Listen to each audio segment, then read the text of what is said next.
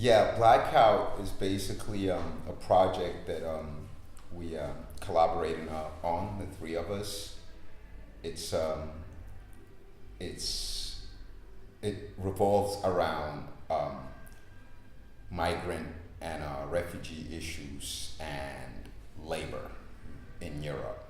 The storytelling around it is just basically a black male, which is undefined because his face is just black, represents the people who prepare the cities, European cities, for the next day every night, and that are usually invisible. And the idea is just to make these invisible, generally immigrant workers, visible, like, and huge, like a gigantic version of them. So instead of being hidden inside at night, we put him in full light. Yeah. And instead of cleaning the building, which is what you think what's going to happen, instead of cleaning it, he cancels it. These buildings, the historical buildings, right? They are established as sort of power projections. They're like, yeah, we are saying, making a statement. The building itself is a statement. The architecture of the building is a statement. Where it is a statement. And so you put the two things together: the actual laborer and the building itself. Not from the inside, but from the outside, and to show what's really going on. I think that's what makes it really powerful. I think these massive projections of European power, and then the other character who's in there, but sort of having his own sort of power in some way. Yeah, and so this performance kind of tries to accentuate the aspect of labor in itself, manual labor, its relationship to the origin of people. Where you from, where you from dictates what kind of job you do in a lot of situations.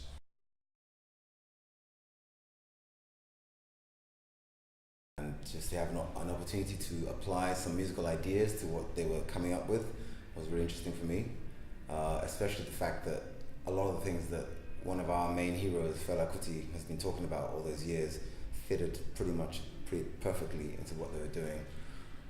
The black male, the black body, black labor, Africans in Europe, and historical truth. So the idea of a historical building being painted over or being blacked out by being cleaned by an invisible or visible male or body, with Fela's information on top and some music on top, was really exciting to do.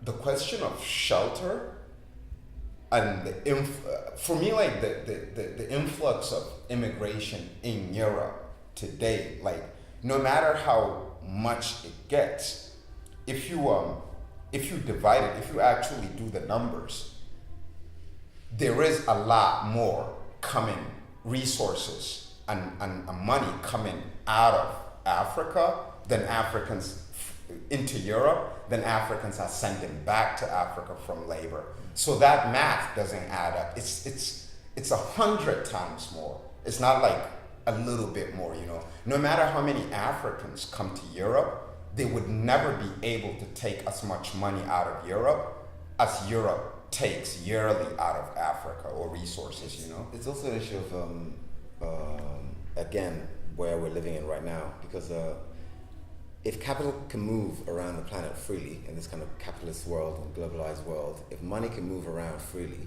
and change your economy in your country where you work and lower your wages, labor and capital are totally related. Labor, capital, infrastructure is related, so labor should be able to move too. So if your money can come to my country and buy my land and get my labor a lot cheaper, I should be able to move somewhere else to get better wages, theoretically. Yeah. And that's the problem we're having now. That's why all these other invisible barriers have been built, immigration controls and passes and all that kind of stuff, because you can't have free movement of capital without having free movement of labor. That's the basis of capitalism.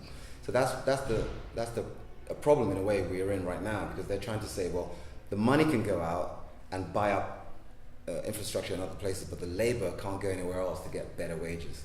Yeah, and that's what's going on.